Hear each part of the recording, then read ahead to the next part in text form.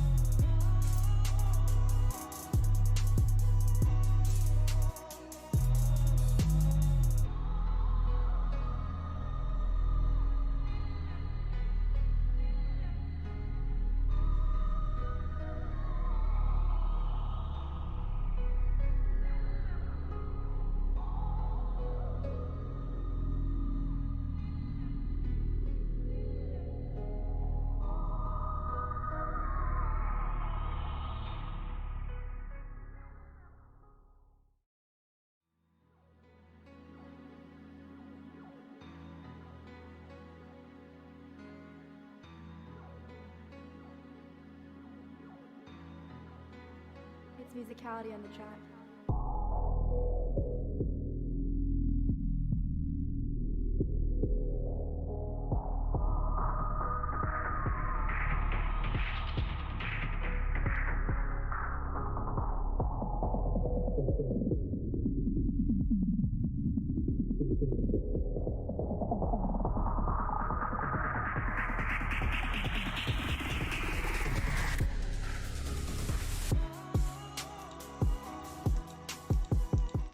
Welcome to Carrion Comfort News. Today is Sunday, April 10th, 2022. It is 3 p.m. Eastern, 2 p.m. Central Time. My name is Wes Franks. My pronouns are he, they, and I am very excited to be here along with co-host and guests. Go ahead and introduce yourself, everybody.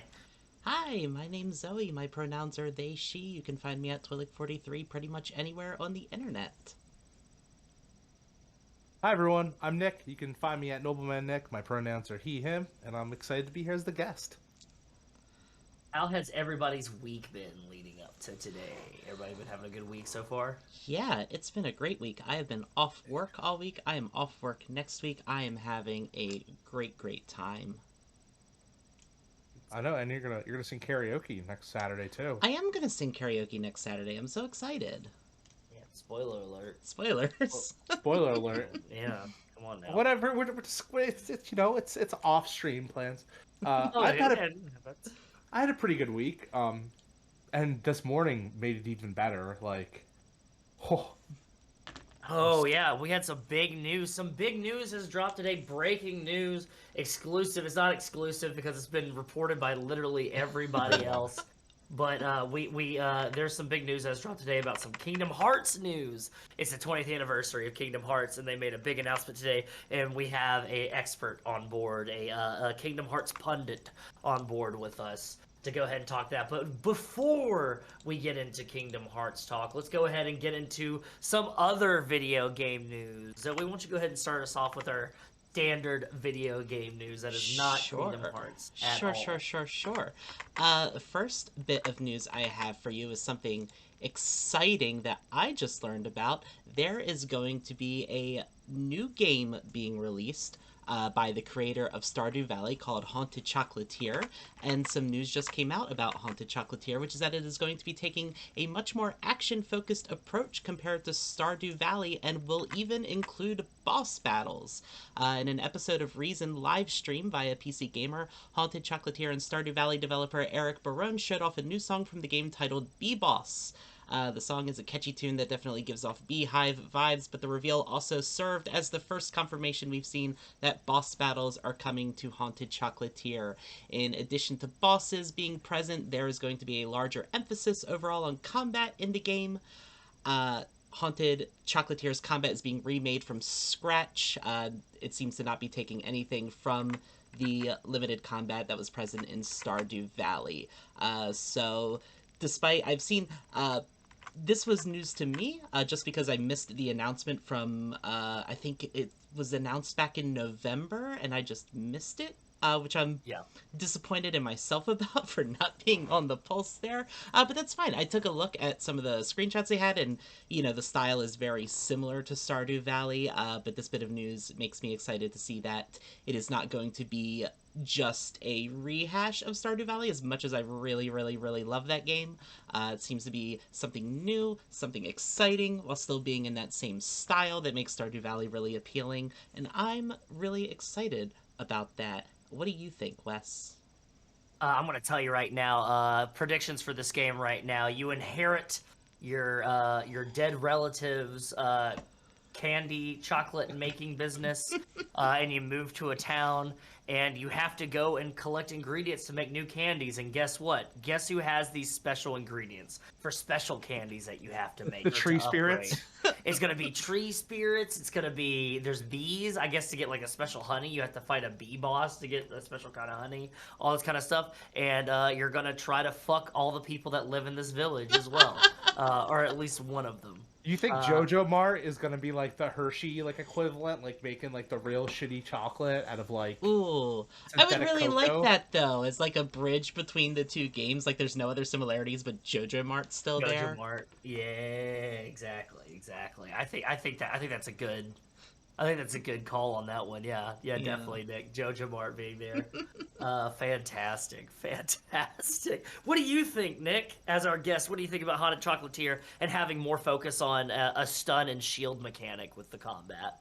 I'm excited because I genuinely love, I really enjoyed Stardew Valley, but those type of games I just cannot. They don't click with me. Not that I can't get into them, I just don't understand them that much. That and Animal Crossing, and I'm hoping this is a little bit different. Kind of how Rune Factory was the Harvest Moon. I'm hoping this will be like the Rune Factory, where I was able to kind of connect with that a little bit more. Yeah, most definitely. I'm very excited. Haunted Chocolatier, Eric Barone, Concerned Ape. The amount of support that he's put out with Stardew Valley and the community support of Stardew Valley has been really great and kept it alive for such a long time. I can't wait to see what else comes from this. Fantastic. All right, so speaking of other new game news here, we have got a very, very, very important, to me specifically, but it has been announced via Remedy Entertainment on Twitter that there are going to be remakes for Max Payne and Max Payne 2, The Fall of Max Payne, that are going to be developed by Remedy Entertainment. as well as Rockstar Games, which is very exciting because I know that there was a falling out between Remedy and Rockstar before the making of Max Payne 3, which caused there to be a lot of differences in the gameplay that people weren't very happy with. I, for one, kind of like Max Payne 3, but I also have trash opinions and tastes. But Remedy Entertainment are very, very excited that they've developed an agreement with Rockstar Games. And this time, they have stated that they are thrilled when our longtime friends at Remedy approached us about remaking the original Max Payne games, said Sam Houser, founder of Rockstar Games. We are massive fans of the work that Remedy team has created over the years, including Control and Alan Wake, and we can't wait to play these new versions of these games. Remedy CEO Tero Vertala said, Max Payne has always held a special place in the hearts of everyone at Remedy, and we know the millions of fans worldwide feel the same. We're hugely excited to be working with our partners at Rockstar Games once again for the chance to bring the story, action, and atmosphere of the original Max Payne games back to players in new ways. Under the development agreed that was signed today, Remedy is going to be developing these games while Rockstar is going to be publishing them. And they are going to be released as a single title for the PC, PlayStation 5, and Xbox Series XS using the Northlight game engine, which is what's been powering Control and the Alan Wake remaster. The game's budget will be financed by Rockstar Games, and it is going to be equivalent to a typical Remedy AAA game title production.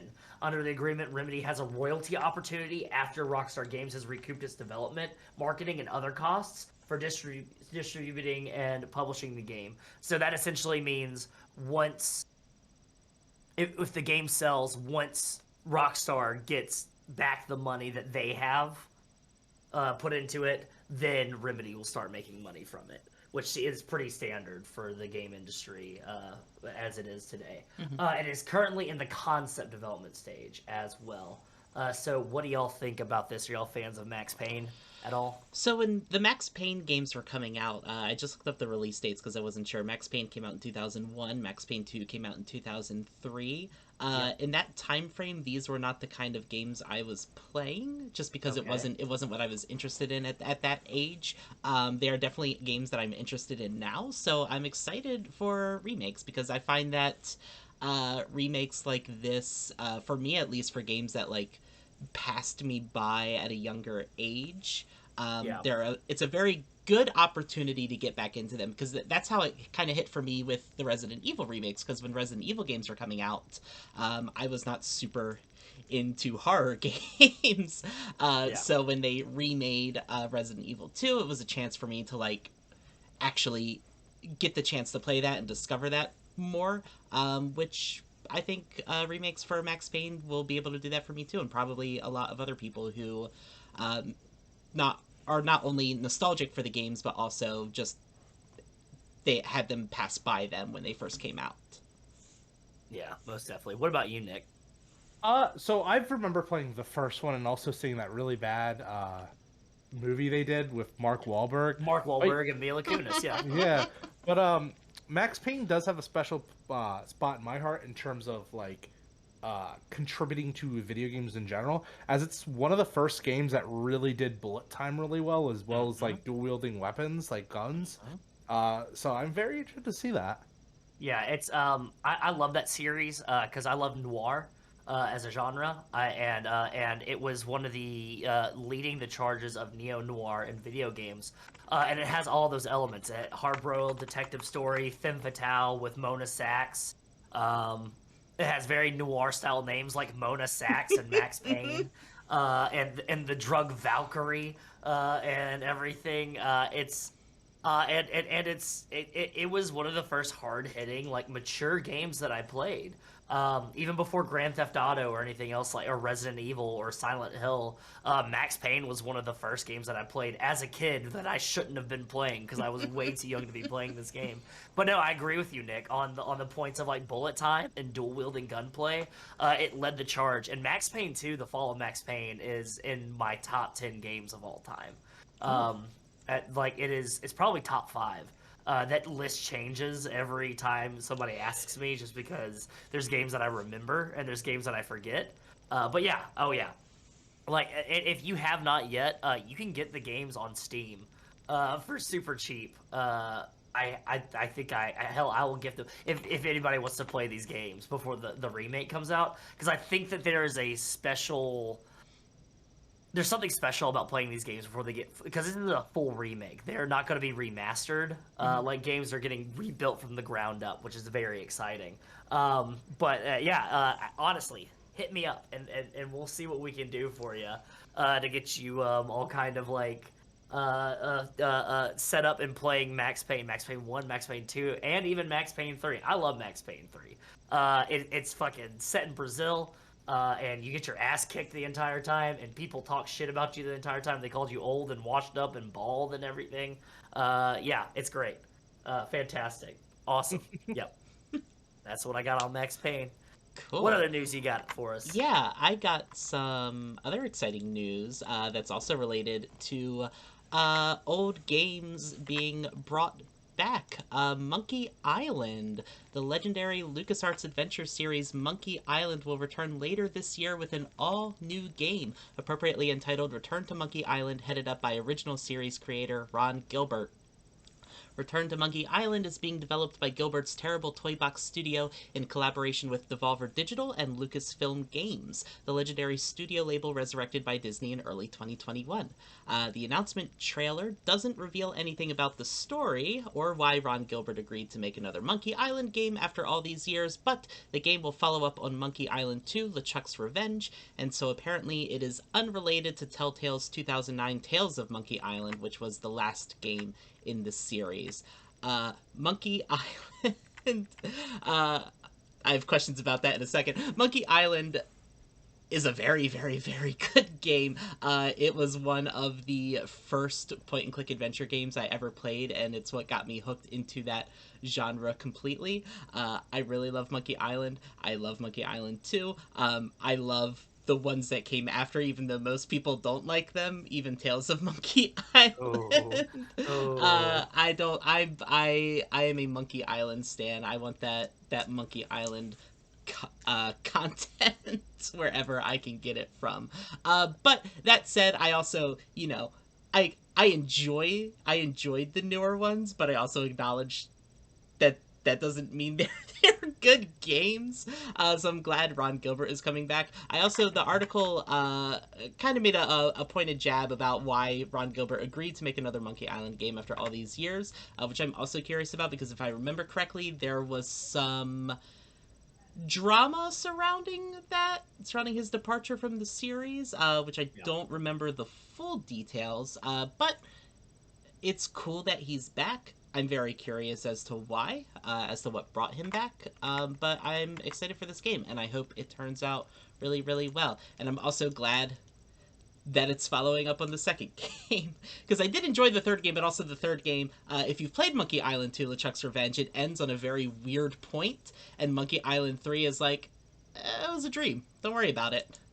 Yeah. And then just kind of ignores all of it, which, fair, because Ron Gilbert left and apparently didn't tell anyone what was going to happen, but also, I'm excited to see the follow-up on that. What do you think?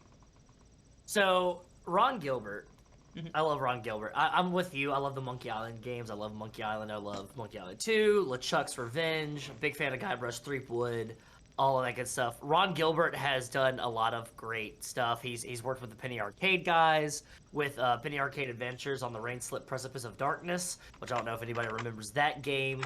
It was a Penny Arcade game based off of the comic a long time ago. 3 parts, right? Yeah, 3 parts. It was one of the first episodic games that was ever released on Xbox Live, that kind of type of thing.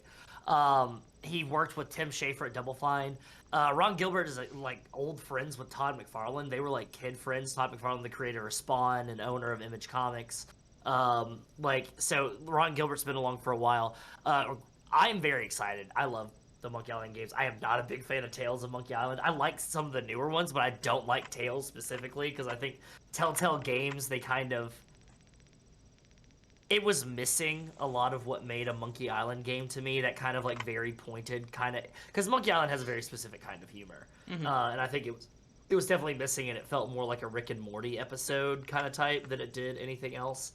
But yeah, and Ron Gilbert left Lucasfilm and left the franchise behind when Disney bought LucasArts and Lucasfilm, because Ron Gilbert did not like the direction and where they were taking LucasArts. And he thought that he was going to see his game franchise be run into the ground by EA or another company, or have it turned into a Pirates of the Caribbean clone. He's very outspoken against the Disney company. He's not very fond of them, but it seems that they are able to come together and have a deal. And come together and make it. So I'm very excited to see Monkey Island. It looks like I did a quick little bit of research, and it looks like in 2016 he went on Twitter tweeting at the Disney and LucasArts in general, saying, "Please sell me my Monkey Island and Maniac Mansion IP. I'll pay actual money for them." In 2017, fans of the series launched an online petition in support of Ron Gilbert, asking Disney to sell the franchises to him. And then, as of May 2020, the petition had gathered 26,000 signatures. I don't see anything about whether that sale was actually made. The next thing is that. But the next bit of news is what we just talked about, this announcement, where he's apparently been working on this game for the past 2 years in complete secrecy. Which is wild on its own as well, to be able to keep something like that secret. Yeah. Definitely go, if you haven't played these games before, go and play them. Go and find them, go and play them. They are on GOG and I believe on Steam as well. Go ahead and check them out. If you have not played Thimbleweed Park, if you're a fan of Twin Peaks or X-Files or anything like that, go check out Thimbleweed Park. It is very, very out of the box. It's very out there, very funny, very wild. If you like point-and-venture games, maybe think about playing Putt-Putt, the Putt-Putt series that Ron Gilbert worked on, or Backyard Baseball, or Spy Fox, or Freddy Fish. Pajama Sam. You can keep on going. All of the, he worked on, if you can think of a kid point-and-click game that existed back in the day, he probably worked on it. Can I just say the Backyard series is one of the most diverse early video games that you could play as a kid. Oh yeah, and the mechanics were fucking tight. Yeah, hell in those games. You had every race. You had people that were impaired in some way. I remember my favorite character is Kenny Kawaguchi, and he was the best pitcher in the entire game, and he was in a wheelchair, and I think that's fucking awesome. Fantastic. Yeah. Shout out Ron Gilbert. Shout out Return to Monkey Island. I can't wait to play it. Maybe we should get Zoe to. What are we getting? The Backyard? See, I want a remake. We want the full remake of the Backyard series. Bring it back. Yeah. Backyard Baseball. That just awoke a core memory inside of me, especially looking up the pictures. I forgot all about those games. And look, I'll stream Monkey Island in preparation for this. I'll stream Thimbleweed Park. Thimbleweed Park is a great game. I second that. Definitely go buy that and play it. It's great. It goes some wild fucking places. It does. It gets real fucking wild. Yeah. Within the first 30 minutes of playing the game, it gets wild. It's ridiculous. Oh, goodness. All right. Cool. I've got one more bit of news, and then we can move on to our next segment. Is that okay with you, Joey? Hit me. All right. I don't know if y'all know this, but E3 2022 has been fully canceled this year. After having the event being canceled in 2020 due to the COVID-19 pandemic, as well as it going full digital last year, and not having a great turnout as expected, E3 has let their partners, their advertising partners, know that there will be no physical or digital events happening this year. And the news broke via a tweet from Razer PR lead Will Powers, who said that an email had been sent out announcing the cancellation of a digital E3 event. As well, IGN and other Kotaku and Polygon have confirmed this to be news as well. The ESA had initially planned for an in-person E3 event this year after having no event in 2020 due to COVID-19 and additional one in 2021. However, it was canceled back in January but not made public until this month, with the ESA at the time unable to make a public statement on whether or not there would be a digital equivalent. According to sources, discussions around E3 had been fraught throughout the year, with third parties normally involved finding the ESA's ongoing silence regarding their plans frustrating. Apparently, the ESA had not been communicating very well with partners for the event. Also, the Game Awards and Jeff Keighley putting on, major being a major, not just awarding games, but being a major announcement kind of segment for gaming news, has kind of really outshone E3 over the past years. There have been sources, there's an update recently that says ESA has made a statement since the tweet has been made public. They said that we will devote all our energy and resources to delivering a revitalized physical and digital E3 experience next summer. Whether enjoyed from the show floor or your favorite devices, the 2023 showcase will bring the community, media, and industry back together in an all-new format and interactive experience. We look forward to presenting E3 to fans around the world live from Los Angeles in 2023. They have added that the 2022 showcase has been canceled so they can focus its resources on a outstanding 2023 show. What do y'all think? Do y'all think that E3 is dead? Do you think that it's never coming back? Do you think that even though they said there's going to be a show next year that they're not going to be able to recover from that?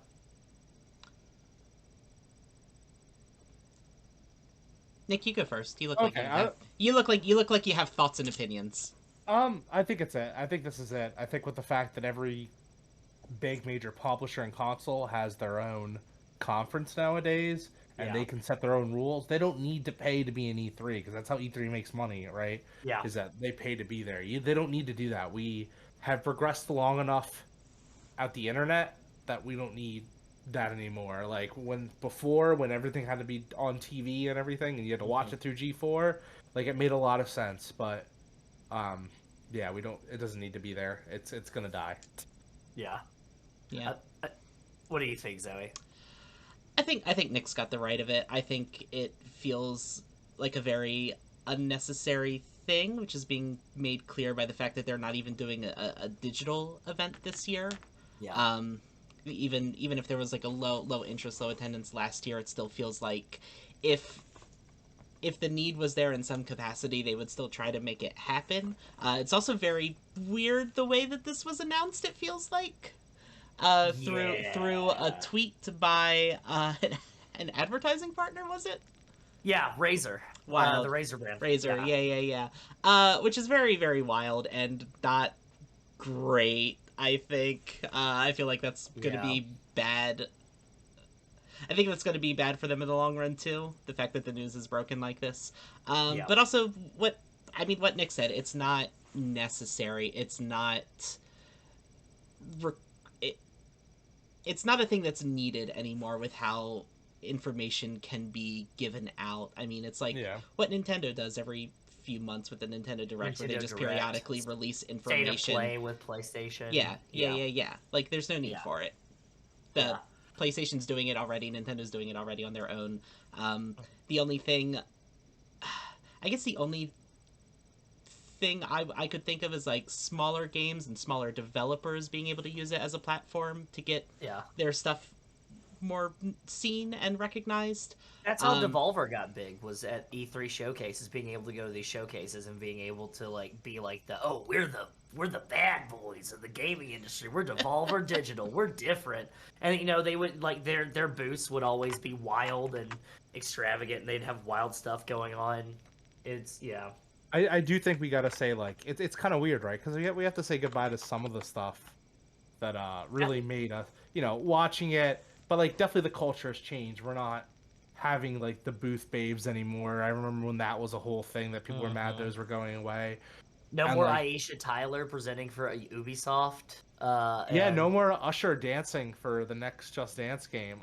Or the concerts, or, like, no more Todd announcing some hype as fuck game for Bethesda, coming out here and telling you how fucking Todd Howard's gonna change your life. No more Andrew WK announcing the next Rage game by performing. Oh my God, that was so.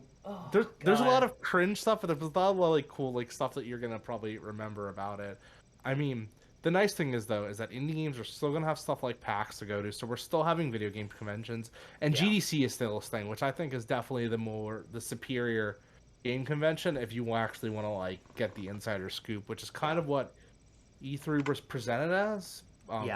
As someone who's gone to E3, you had to get invited in, or you had to be like an industry professional, or at my time I was a student, but that doesn't, I don't know, it still is like one big party, and I guess we're not into that party culture anymore.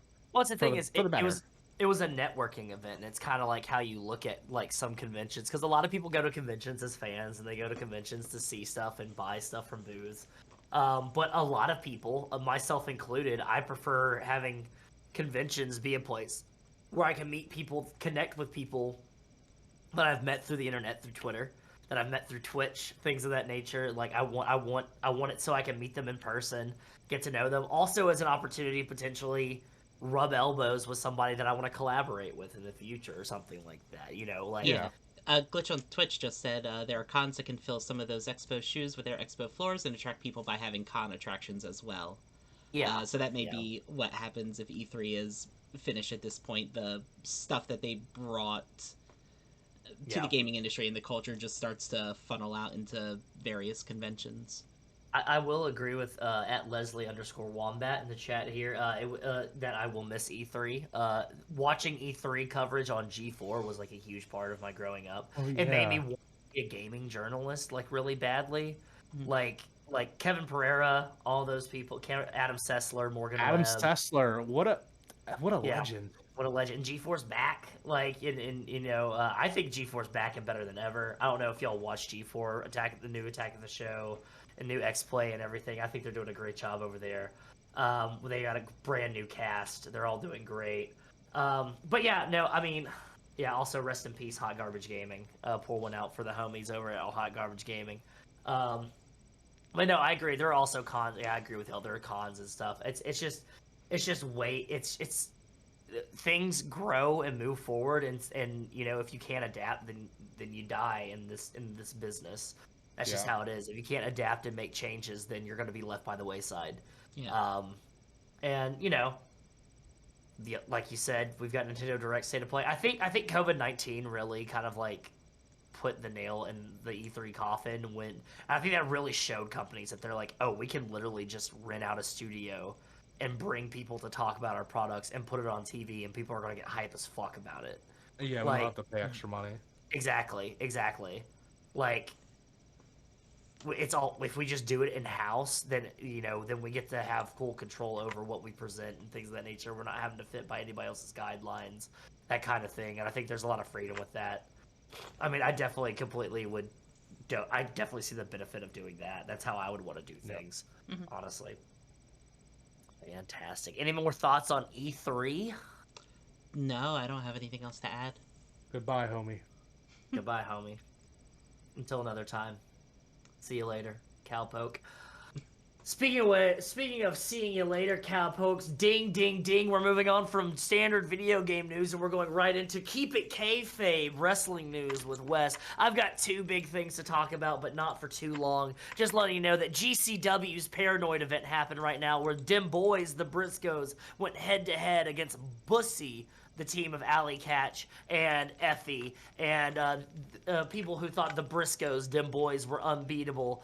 That is not the case anymore. They had lost the Ring of Honor tag team titles to FTR, and they lost some titles again. They lost the GCW tag team titles last night to Bussy. Congratulations to Alley Catch and Effie, two of my favorite wrestlers. And hard luck, best luck, better luck next time, Dem Boys. Shout out to the Briscoe brothers. They're probably going to be on AEW and Ring of Honor here soon. Very, very soon. Dropping those titles. But our other piece of news comes direct from Wrestle Purists. Got my source for Wrestle Purists. Jamie Ross went ahead and sent me some news here that Vince McMahon was told that his WrestleMania 38 match was a terrible idea. On night 2 of WrestleMania, Vince McMahon showed up on TV to watch Pat McAfee wrestle Austin Theory. Boo, Austin Theory. And at the end of the match, Vince McMahon turned on Pat McAfee, into which you heard the glass shatter, and Stone Cold Steve Austin, the bottom line, came out and started Stone Cold stuttering everybody, to which the point Vince McMahon took his jacket and his shirt off, wearing a tank top underneath, called the referee out, and Stone Cold Steve Austin and Vince McMahon had a very short match that was not great. Mm-hmm.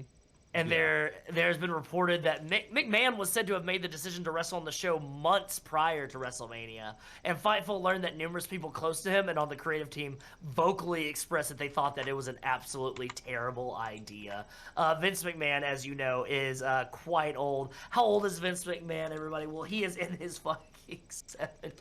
He is 76 years old. So Pull another much hamstring like that. Oh, and blow out both of his quads and have to cut a whole promo while lying down in the ring. Yeah, maybe. And it's also been reported there are plenty of laughs that were had by the team and Vince McMahon himself in the days that followed the event. The line where we were given is that McMahon recognized it was a terrible performance in the cell. Specifically, Stone Cold Steve Austin did a Stone Cold Stunner on Vince McMahon, and it looked absolutely terrible. And they tried to edit around it and tried to cut around it, and it still looked really, really bad. He recognizes that it was a terrible sell of the Stunner, but chalked it up to as long as people were laughing and entertained, it's okay. It seems to be that in his old age, he is still a ruthless businessman, but he understands that he's probably the worst thing on his own product. Which is, is good recognition for your own company. So yeah, just wanted to shout out that. Also, big shout out, just real quick, Kazuchika Okada versus Zack Sabre Jr. That happened this past weekend. Fantastic match. Please go check it out. And then we have the G1 Climax 32 happening coming up in July 16th, 2022. If you don't know what the G1 Climax is, it is the premier professional wrestling tournament that happens. The greatest wrestlers in the world and in Japan all competing with each other to see who is the winner of the G1 Climax, and I cannot wait to do a whole bracket and everybody to see who goes the farthest. 20 nights. 20 nights of professional wrestling coming from New Japan Pro Wrestling, the king of sports. That is all I have for Keep It K Fave news. Oh, Keep up I have next one more thing. Oh, you've got something? Ooh, yeah, okay. Something that came in today. I just want to say special shout out on WWE News and congratulations to Alexa Bliss, who got married over the weekend. Oh, she got married to Ryan Cabrera. Ryan Cabrera. Yeah, the singer, Ryan Cabrera. They just released photos yesterday and everything. She looks very happy as a new bride. People like Liv Morgan, Sonya Deville, Lana, and even Nia Jax were all there, taking pictures and stuff like that. So perfect. Good for her. Perfect. Good for her. She's able to get married, and I'm very happy for her. Still could not get a match on WrestleMania, and she has voiced her disappointment multiple times about that. Yeah. But, Zoe, do you have anything for wrestling news?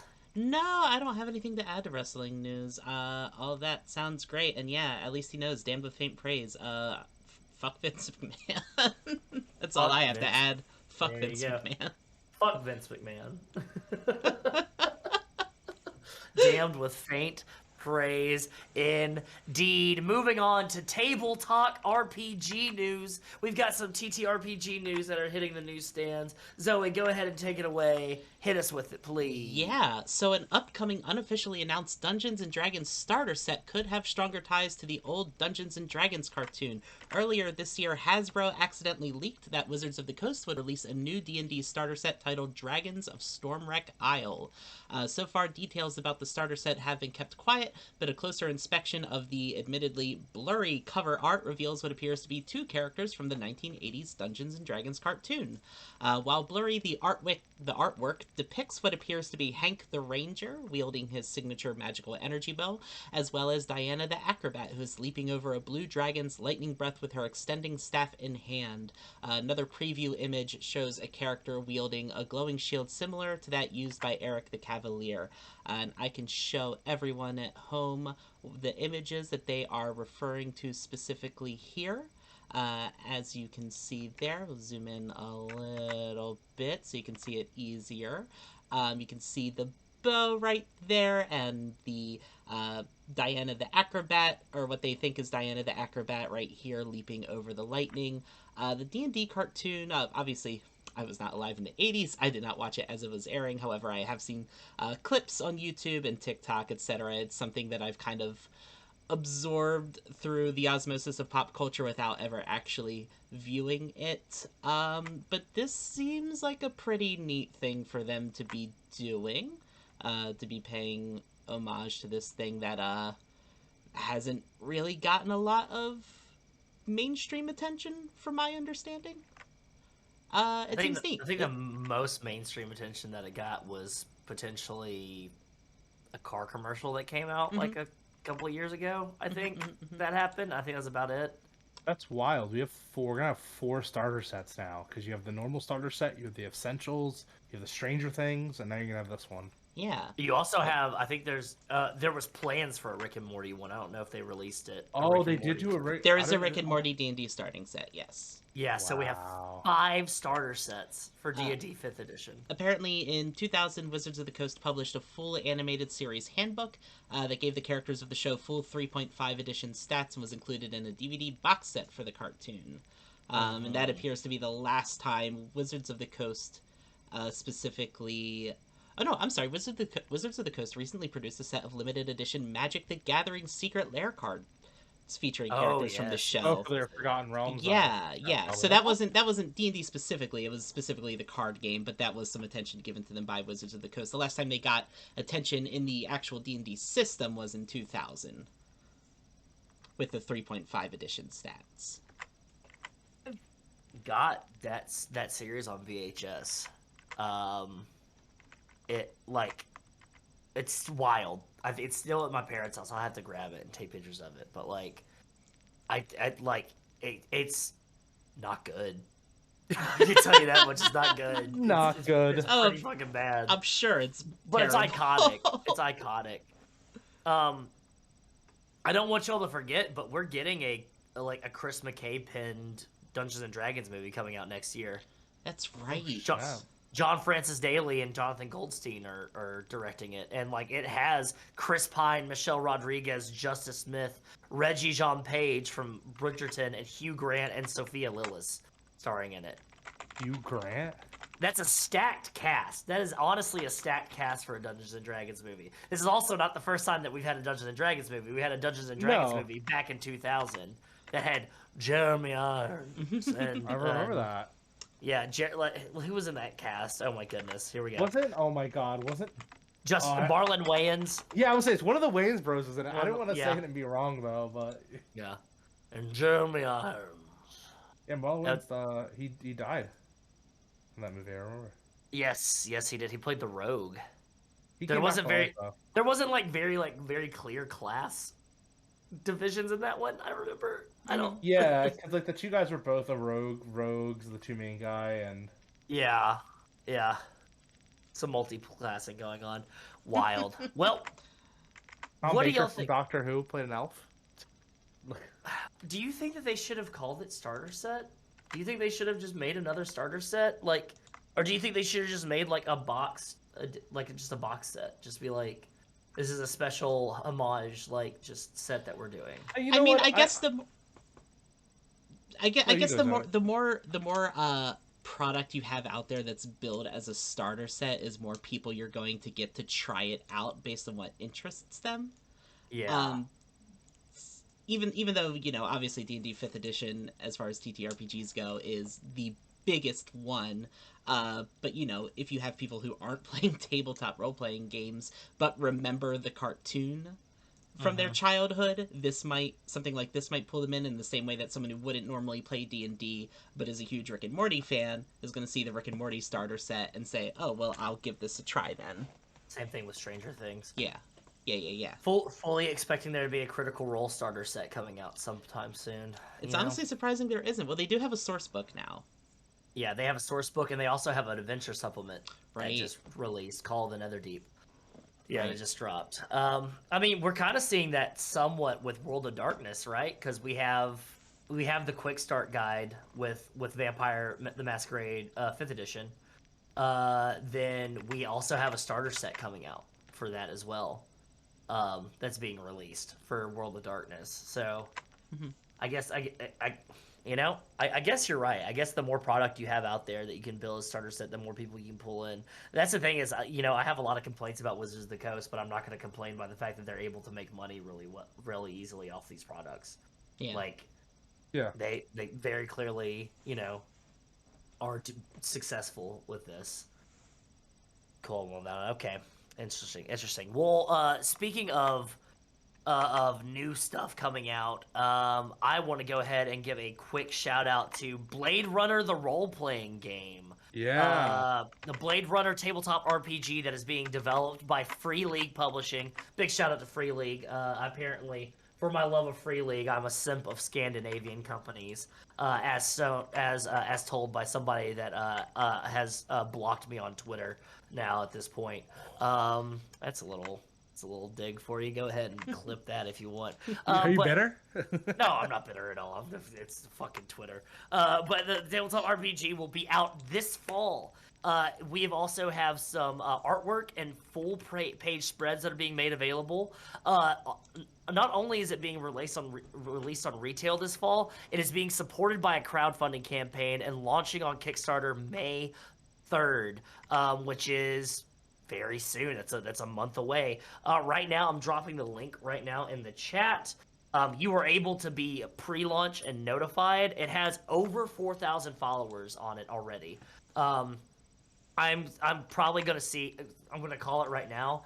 This game is going to be funded in less than an hour on Kickstarter. Less than 5 minutes. Less than 5 minutes. You're saying less than 5 minutes? Oh yeah. Wow. Yeah, that's a big one. Free League Publishing, they're the publisher of the new One Ring 2E system, as well as Tales from the Loop and the Alien TTRPG, which, me and Nick are big fans of the Alien TTRPG. This officially licensed game is set in the year 2037. It places it between the events of the original film starring Harrison Ford and the sequel Blade Runner 2049, which I think is better than the original. We can talk about it later. The action kicks off shortly after the Wallace Corporation debuts the new Nexus 9 replicants on Earth, giving players the choice to play as either human or replicant Blade Runners with different specialties, personalities, and memories. You can see that gorgeous artwork right there. I love the art that Free League does. Oh yeah. That is, I am always willing to buy a Free League book because not only does it double as a game, but it's a game, but it's also an art book. And it looks great on a shelf. I mean, I've got all the Alien box sets and books up there. I got Tales from the Loop over here. I need to get more books for Tales from the Loop. I want to get all this Flood. Things from the Flood. I want to get Coriolis, their space opera game that they have, and Symborum, their dark fantasy game. I've got like an idea of running Dark Souls, but in Symborum, kind of deal. I think it would work perfectly. You can see right there. Oh, that's gorgeous, and I think they have the aesthetic down. Yeah. Like perfectly.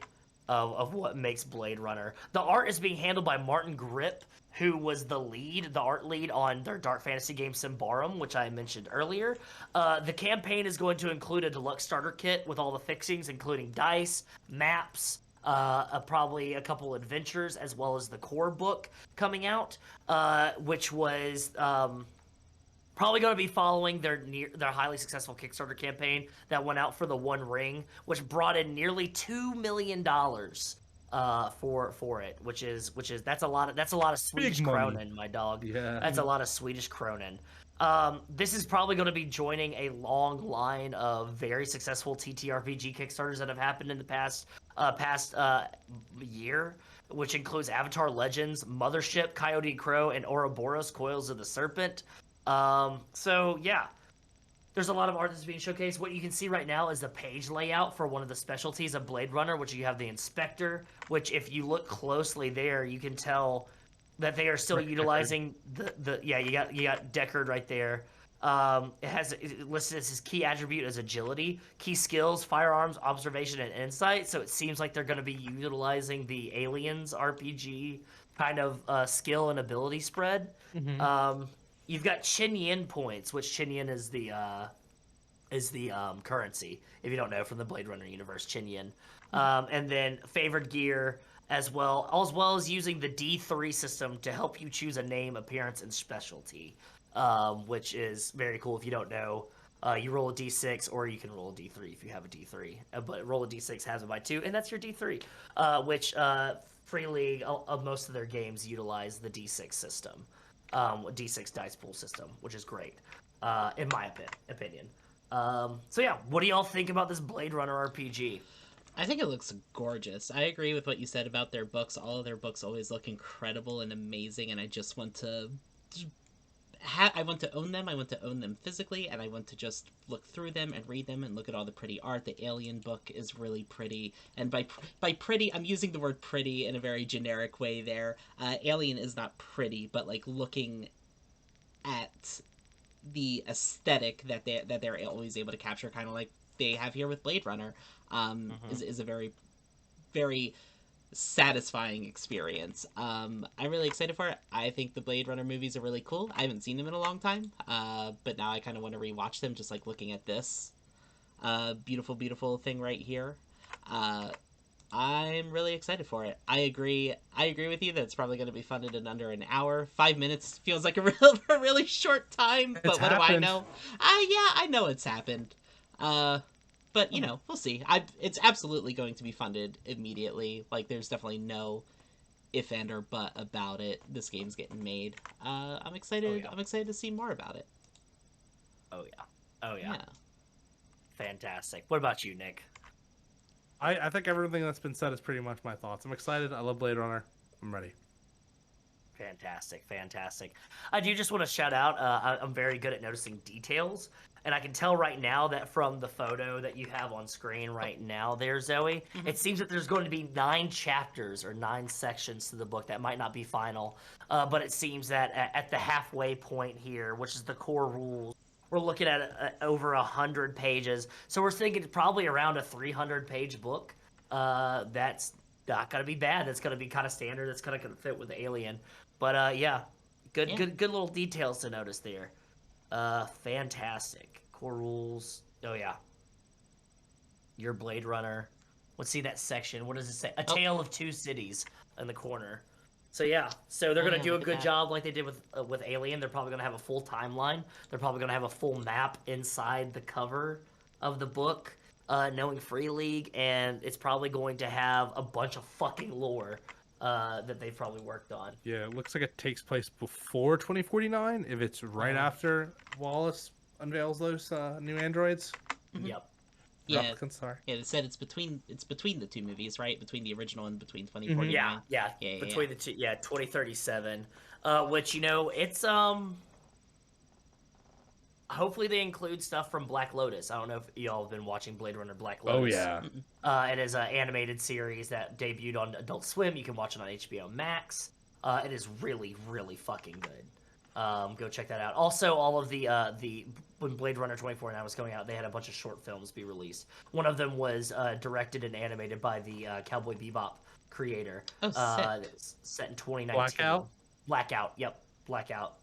Yeah, Blade Runner 2019 Blackout, and there's a couple of other ones. One focuses on Jared Leto's character, one that focuses on Dave Bautista's character, and then one that focuses on another character that came out as well. There's a lot of Blade Runner content out there. Read the books. The book's completely different from the movie series. Not completely, but, you know, it's what happens when you adapt a Philip K. Dick book. Philip K. Dick is very heady, very esoteric, very out there, so you kind of have to reel it in a little bit. Excellent. What other tabletop news do we have? Yeah, I just got. No, you Yes, go ahead. Sure.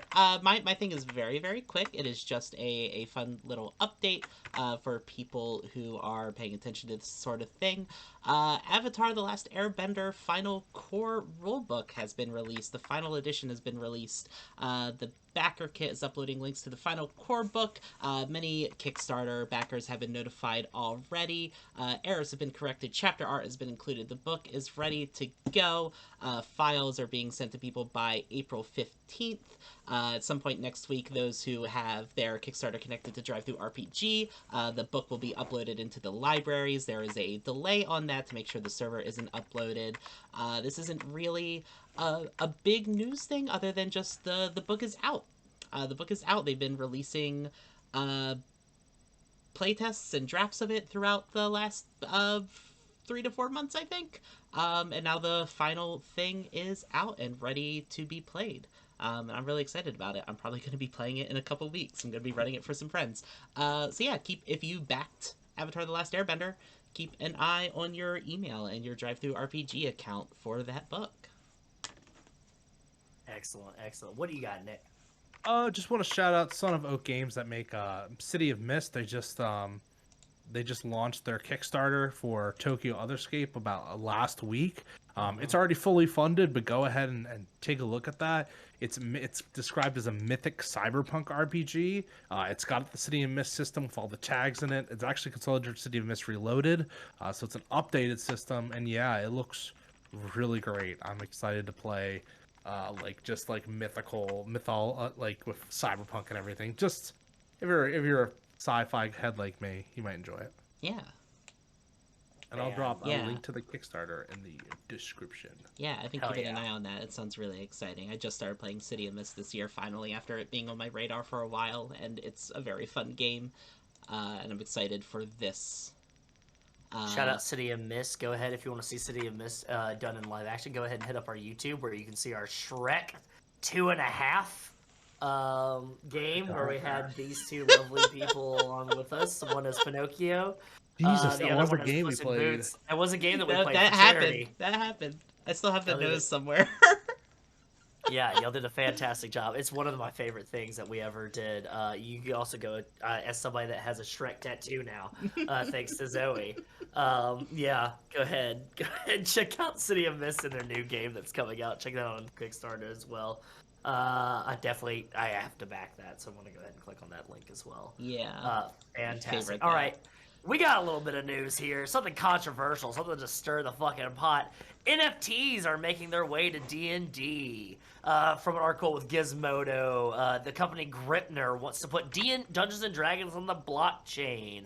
Players say real money will ruin the fun. Gripner is a company that is currently being built by Revelry, a New Orleans-based startup studio. Britt McCrossan, a managing director at Revelry, is the CEO of Gripner. Patrick Comer is the president and head of the product. That product, which nobody outside the company has seen yet, is a digital platform meant to allow fans of the tabletop role-playing game Dungeons & Dragons to roleplay using NFTs indicative of player characters and then save the details of their gameplay adventures on the blockchain, increasing the complexity and the value of the NFT. They're calling this a play-to-progress system.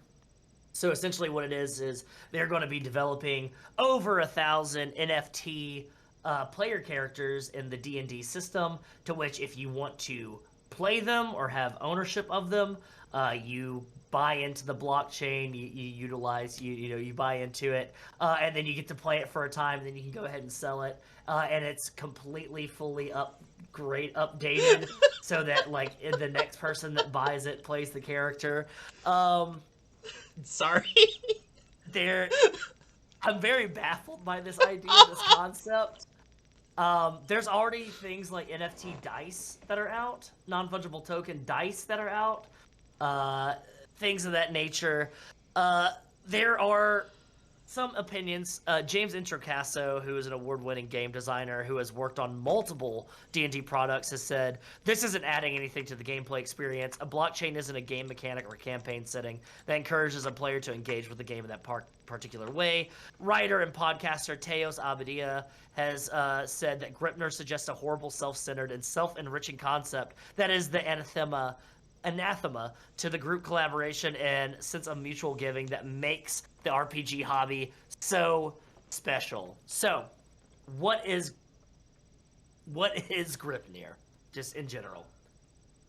It is a reference to the mythological Gleipnir chain in Norse stories. It's a Web3 tabletop, a TTRPG project currently in development led by Comer, 4 handpicked tech supporters, and 1 tabletop RPG writer. The company is in the process of preparing its game content, mainly written by Gripner's lead game designer Stephen Radney McFarland, who has written for D&D and Pathfinder, but no longer. His work included lore and maps of a fantasy world called The Glimmering.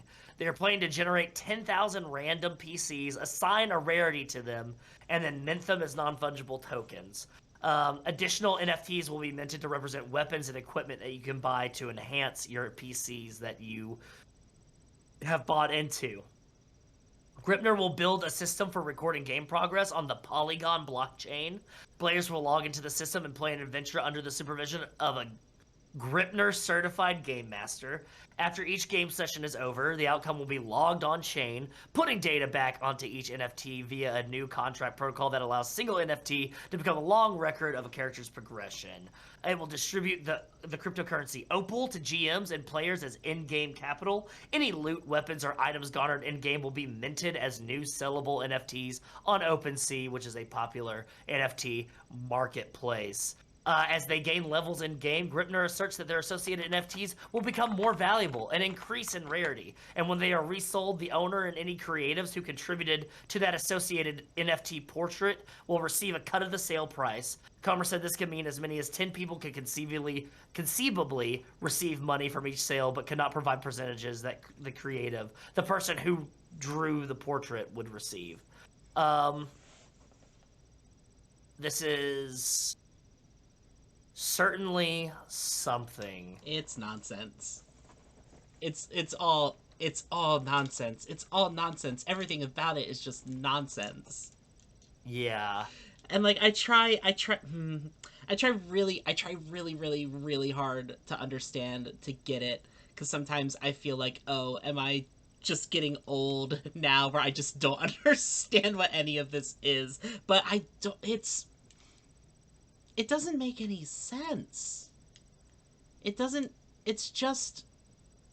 NFT stands for they say it stands for non-fungible tokens, but it really stands for no one fucking thinks. It's just a pyramid scheme. It is the most blatantly pyramid scheme I feel like I've heard of NFT being. That's the thing, is like at first I thought it was just going to be character portraits. Mm-hmm. But the thing is, the NFT is the character portrait. And once you have ownership of it, then you get to like kind of like really create that character, and then you get to play that character. And it's just wild because you're just playing D&D, but they're adding money to it. Yeah. And then if whatever the Gripner Certified Game Master gives your character in terms of loot or weapons or anything like that, they then turn those into NFTs. Like, they're going to hire an artist to draw those things and turn them into NFTs, which adds value to your character portrait NFT. I'll tell you one thing, and there's one thing that I'm pretty sure this company did not realize. 5e in the D20 system is under an open game license. Hasbro is currently in the process of making Dungeons & Dragons NFTs. WotC, their parent company Hasbro, is probably going to cease and desist this whole thing. Because there's certain things that are not covered by an open game license that is going to be involved in this game. Mm-hmm. And I'm pretty sure that's why they have the game writer involved, to make like the glimmering, to make things that are not like beholders or things like that. There's things like that. You can't say Milf's magic arrow or Melf's magic acid arrow, or you can't say Bigby's hand. Mm-hmm. You can't say like there's, or you know, like I can't fucking read. Mordenkainen's, yeah, Tasha's Cauldron, Mordenkainen. Like there's a lot of things that are like, this is Hasbro's and you cannot use it. Yeah. And there's some things that you can, and I'm wondering if there's going to be a handful of cease and desists that are going to kind of put a shutdown to this. It's just wild because you can play D&D right now. Mm-hmm. You can play Dungeons and Dragons right now. And you don't have to be on the blockchain for this. You don't have to buy in with Ethereum or anything like that, which I guess they're not using Ethereum. Well, they say they're going to support Ethereum as well. I don't know.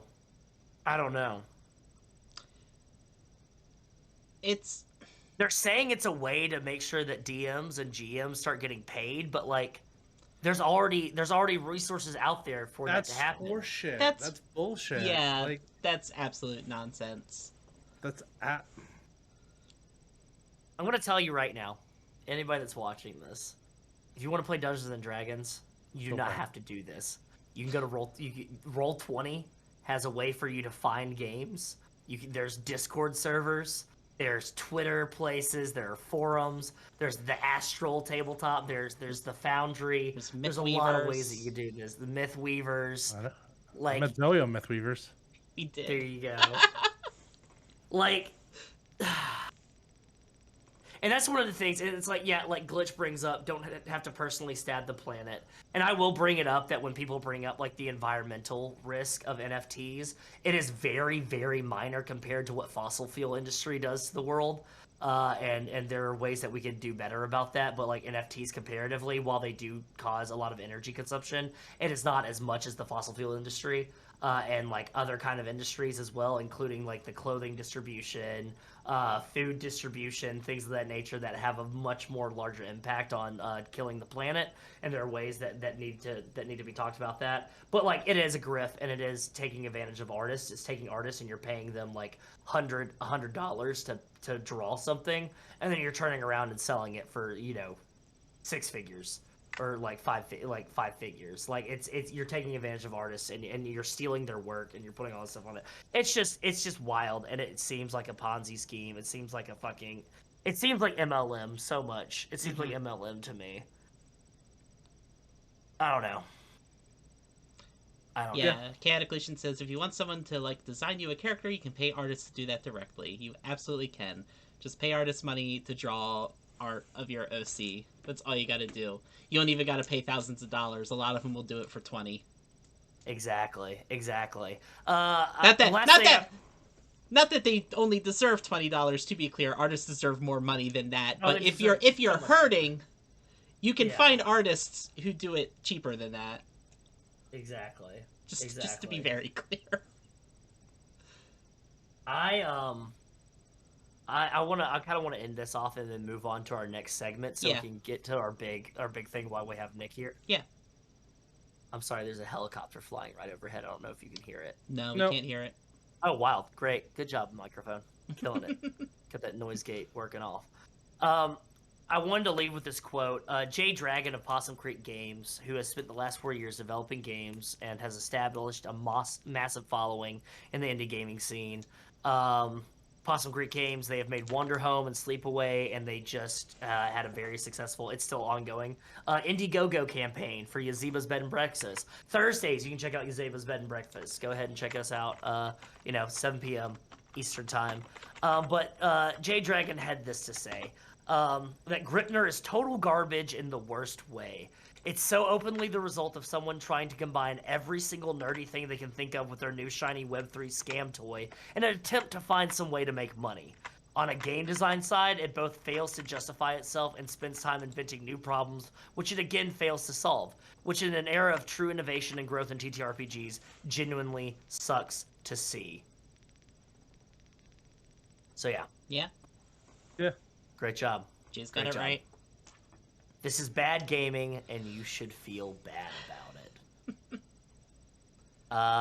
Yeah, go ahead and check out that Gizmodo article. It goes fully in depth. Talks more with Kiana Shaw, another great, game designer. Kiana Shaw also co-developed the TTRPG Safety Toolkit. Really great article. And, don't buy into Gripner's bullshit. And I think that's everything for Table Talk RPG news. What do we got next? You ready to move on to Movie Minute? Let's do it. Real quick movie news. Hot off the press. Black Panther 2 leak. Black Panther 2 leak reveals the sequel's main villain. Industry insider Charles Murphy of Murphy's Multiverse has revealed that Namor, the leader of the underworld nation of Atlantis, will indeed be the primary antagonist of Black Panther Wakanda Forever. No further details were given past that. I don't know how to pronounce this actor's name. Tenoch Huerta. What's that? Tenoch Huerta? Okay, Tenoch Huerta is rumored to bring Namor to life in the sequel. I'm excited. Yeah, I'm super excited. Namor is super cool, a super cool character. I almost said villain. Not really a villain, though. Sometimes a villain, sometimes a hero. He's one of those, and you love to see it. He goes, he'll play both sides, depending on what Atlantis needs, and it's great. Namor also has a very, has a very distinct connection to the Fantastic Four. which, the Fantastic Four will probably be coming soon. Possibly have Mr. Fantastic on the Illuminati and Doctor Strange 2, which may be confirmation is a strong word, but it's definitely helps support that theory, I think. Yeah, I'm excited. I'm excited to see him in live action. I'm excited for Black Panther 2. I'm excited for Black Panther 2 as well. I am excited to see Tenoch Huerta, a Mexican actor portraying Namor. I think that's a fucking, wild. Not what I expected. I think my guess for Namor was going to be Henry Golding, the Asian actor Henry Golding from such movies as Crazy Rich Asians and The Gentleman. That was going to be my money's worth, but I was wrong about that. What do you think about this, Nick? What do you think about Black Panther: Wakanda Forever, as well as this Namor news? I like Namor. I like how he usually has some decent plots with not Final Fantasy, Fantastic Four. So that'll be a good way to introduce him. I mean, Namor's like one of his most famous comics is when he kidnaps Susan Storm. So that's a lot of fun. It's interesting to see how they're going to do this, unfortunately, with the passing of Chadwick Boseman. But I'm sure it's going to be good and it's going to be respectful, hopefully. And yeah, I hope Henry Golding gets casted as Reed Richards. That's my fan cast. Ooh, that wouldn't be bad at all. Yeah. Nah, completely agree. I think you know who else Namor has a connection with? Who's that? Captain America and Wolverine. All three of them were in World War II together. So there you go. There's a distinct possibility that things could be happening, and I'm very, very excited for it. Yeah. Very, very excited for it. Excellent. So we've got that, and then we also have Disney Plus's Willow. Willow being a fantastic movie that I am a very big fan of. I'm a very big supporter of Mad Mardigan. Has cast Talisa Garcia, making history as she is the first trans actress casted by Lucasfilm in one of their properties. Chilean-born English actress Talisa Garcia is the first openly trans woman to be casted to star in a Lucasfilm production. This is a spin-off series of the 1988 Ron Howard George Lucas dark fantasy drama that has a very, very strong cult following. Apparently, the show is set years after the original plot, with a mix of all new characters and the return of its namesake, Willow Ufgood, played by Warwick Davis. And it seems that Garcia will star as Queen and mother to Tony Revolori's character, who will be a key part of this quest. What do y'all think? I'm so happy. I am happy. I am excited.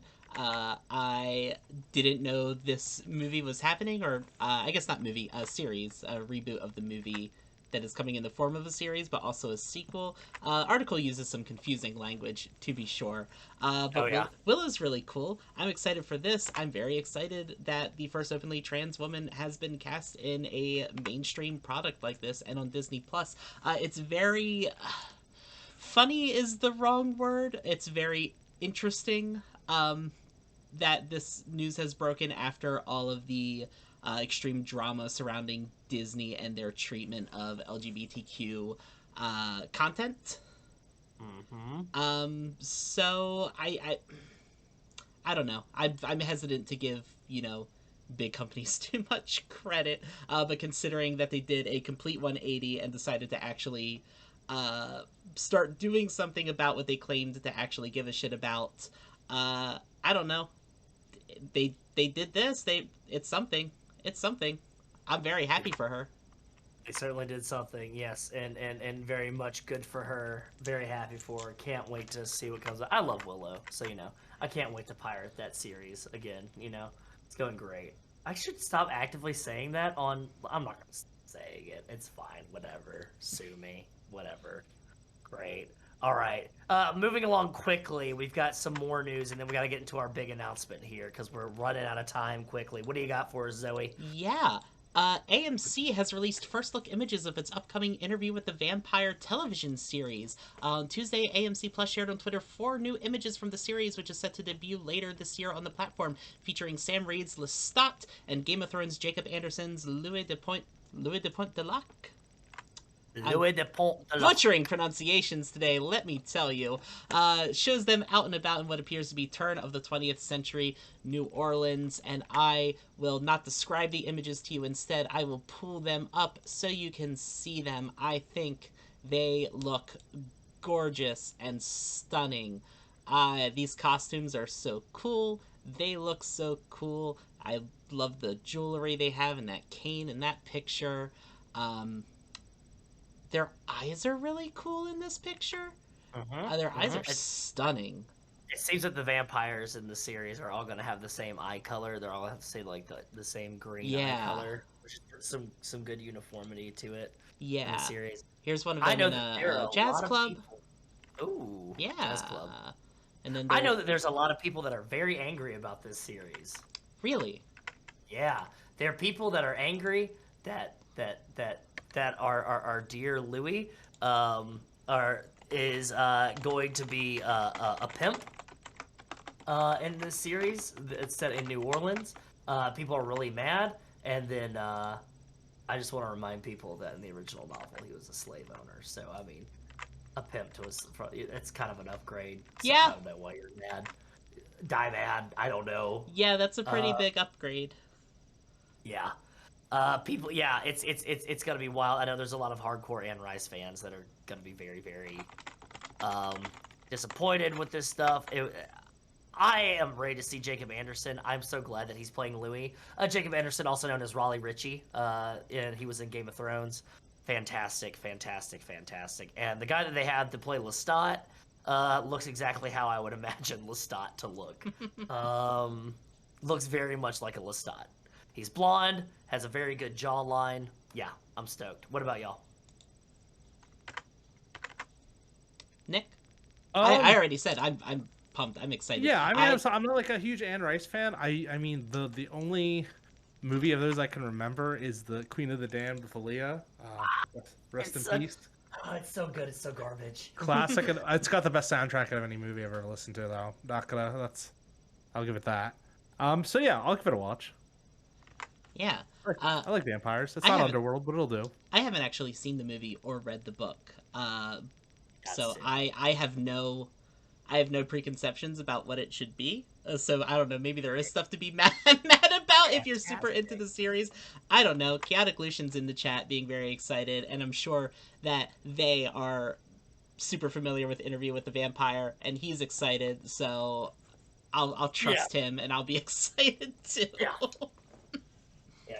Catch me getting on the World of Darkness forum servers and seeing people getting mad about these pictures. I don't know. Here's how I get canceled by people, is by saying that I think that maybe it's better that they turn Louis into a pimp. I don't know. I think that you can have complicated characters. I'm sorry. You can have complicated characters that have bad back.